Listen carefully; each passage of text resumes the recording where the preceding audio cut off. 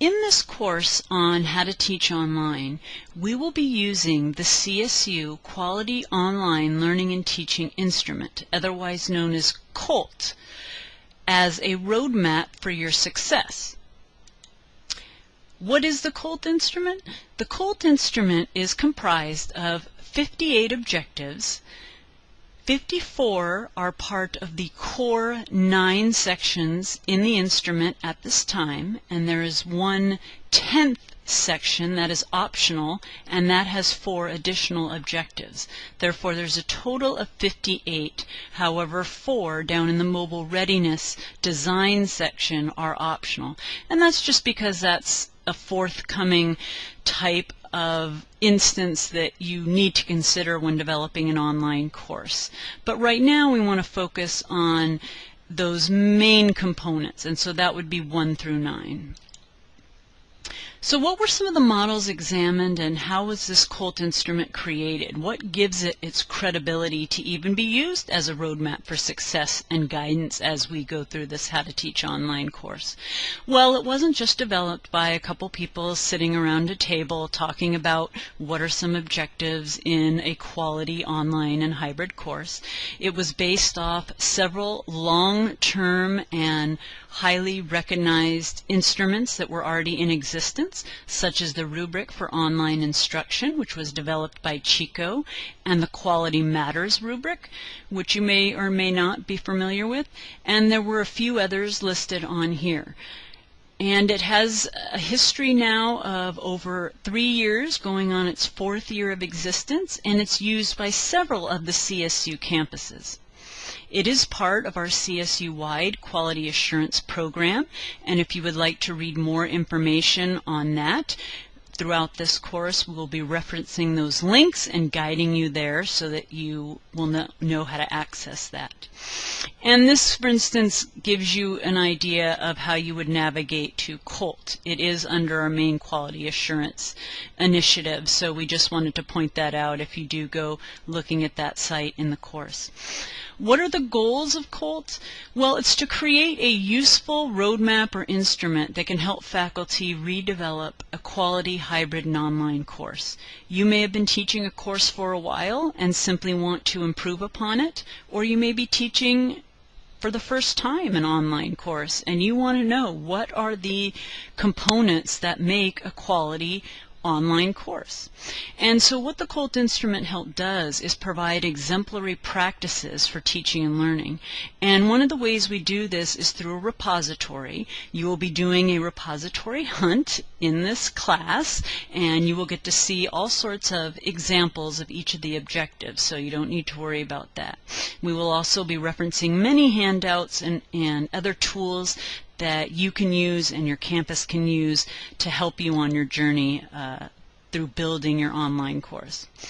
It's used by several CSU campuses, like I've said. It's made for self-review, not a simple survey. So it's really made for a process that's about analysis and reflection. When an instructor sits down and looks at this, him or herself, they're really going to be using it to look at maybe a face-to-face course they have and how they're going to transition that to an online course. They may be looking at their existing online course and figuring out which things they can add to help build upon that quality and that base that they've started. The payoff is informed course redesign. So it's essentially, as you go through an objective, you might say, oh, I don't have that in my course. And when you add that in, you're thereby redesigning or adding in quality to your course.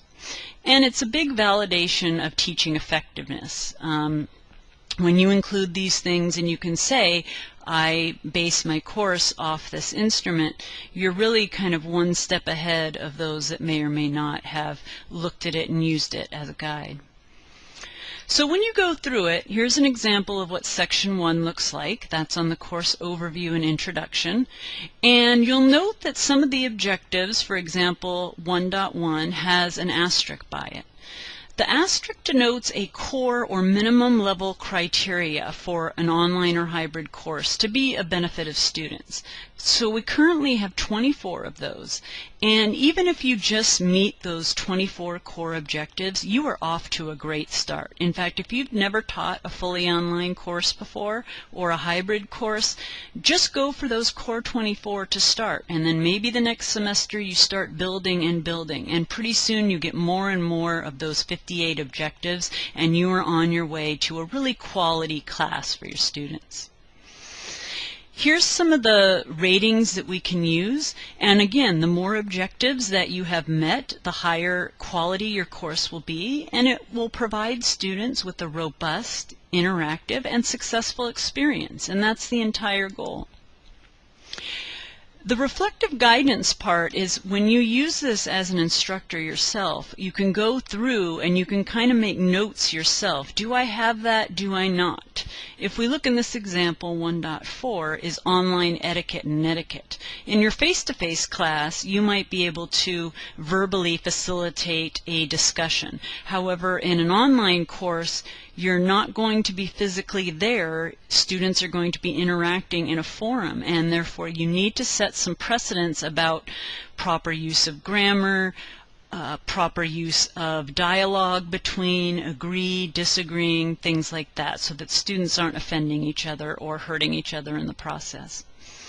And then we have great examples. So if you read an objective and you're not quite sure based on the example, we not only have the CULT repository, but we have some great examples for you to look at. So in Objective 1.1, for example, it says, welcome message or materials introduce the course structure and content.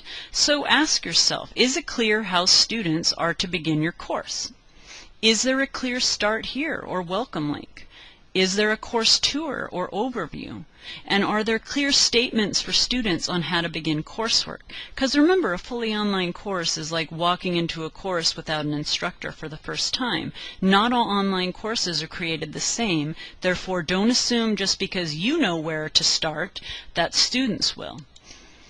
So here's an example from the repository, and if you notice over on the right-hand side, it's got each of the sections of the CULT instrument listed.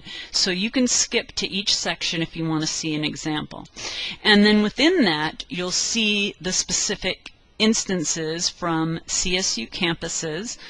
This is Objective 1.1, and you'll see example welcome videos, for example. This is Physics 151 from Dr. Galen Pickett. He's from Long Beach, and you can click and see what that looks like. And so each individual objective, if you notice up in the top right-hand corner of the table of contents, it'll list each of those specific ones, and you can go directly there. So it's extremely helpful. If you read 1.2 and you're unclear of what that might look like, again, you can go to the repository, use that table of contents, go directly to 1.2, and you can see a couple different ways of introducing yourself, whether it's just a picture and information, or a simple syllabus that you're used to creating, or a fancier one using some of the infographic tools that we have. Whichever it is, you can use this as a guide to help you build that if you're unsure of what it is. So where can I find these resources? Throughout this course, of course, that sounded kind of funny, but we are going to be giving you links to all these. Here is the link and username and password for the repository, but of course as you go through the How to Teach Online course, we're going to have all those for you, as well as the links. So all those resources will be given to you in the end. So I hope this has explained a little bit about what the CULT instrument is, so that when it's referenced in the course, you know, 1, what it is, 2, how it was created, 3, why it's important, and how it can be used to build that quality online or hybrid course, and really help you and guide you as you start building it. Because going from a face-to-face course to a fully online course can be extremely difficult for the first time. Thank you.